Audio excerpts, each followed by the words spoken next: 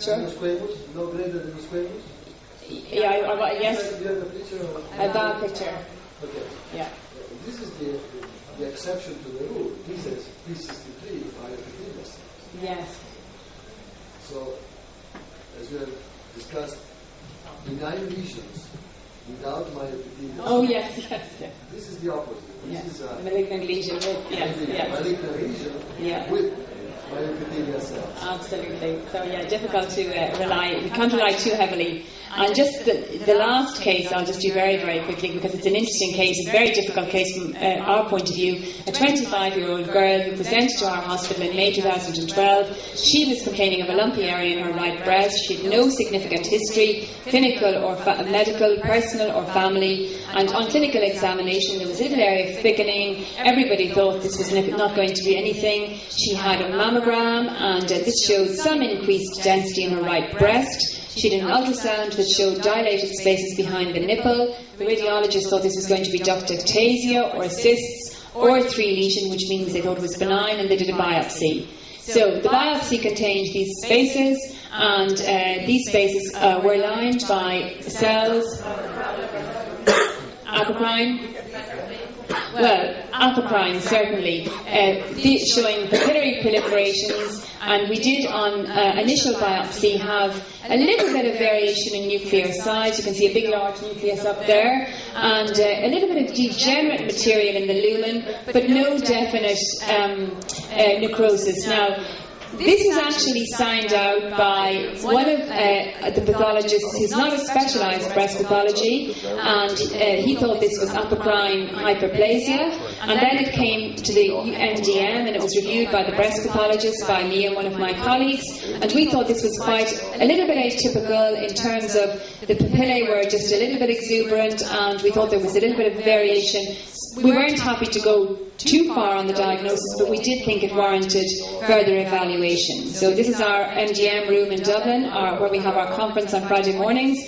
So following our discussion, we felt that it didn't quite fit with a benign picture, and you can see that this is the MRI showing very dramatic enhancement in the breast, in the right breast of this 25-year-old with no mass but a lot of neovascularization. She then went on to have another biopsy. Again, we have this apocrine proliferation, but this time we have a little bit of arcade formation, we have more bulbous papillae, and we have certainly got definite luminal necrosis.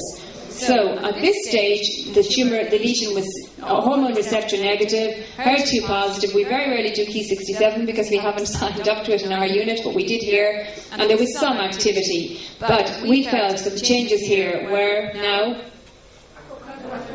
apocrine DCIS. So we felt that this was we were concerned on the first biopsy, but it was a long way to go from a 25-year-old benign-looking radiology and an initial pathological assessment of probably benign process. But after the second biopsy, we decided that we were definitely dealing with apocrine DCIS, non-high grade, in a very young patient. And we made our diagnosis based on the architectural complexity, the luminal necrosis, variation in nuclear size, HER2 positivity. Cytological atypia was not marked, nor was mitotic activity. She went on to have an upfront sentinel node biopsy that was negative, followed by mastectomy and reconstruction, and she had 75 millimetres of apocrine DCIS with no other findings of note, but completely corresponding to the MRI appearance. And just to say very briefly, the distinction between apocrine metaplasia and apocrine DCIS can be quite difficult if it's low-grade apocrine. Apocrine change is very common in the breast, as you know, and it may be flat or it may be papillary. The papillary may show varying degrees of complexity, simple, complex, highly complex. And the importance of being aware of this is that the nucleoli can be very prominent in apocrine metaplasia. However, if we see nuclear variation of greater than threefold, that should ring alarm bells. Usually the nuclear variation is less than threefold. Mitotic activity would be inconspicuous in apocrine metaplasia, and we don't have luminal necrosis. Now, high-grade apocrine DCIS is an unpleasant-looking lesion, very atypical, necrotic, easy to diagnose, so we don't usually have the problem. and also HER2 positive. With a non-high grade, it is difficult, and the clues really are the architecture of the DCIS. We look for true micropapillae, we look for arcades, cribriform architecture, necrosis, periductal inflammation, periductal fibrosis. The cytology may not be impressive, and that's the take-home message here. It may be very bland, and that it's easy to miss this diagnosis. And HER2 is very helpful. It pretty well confirms the diagnosis.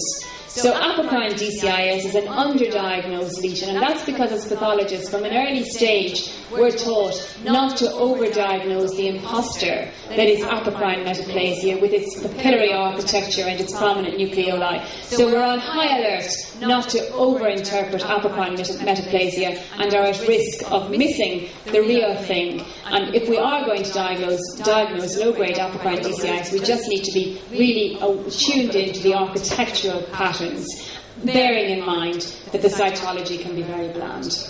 And that's it. Thank you very much. I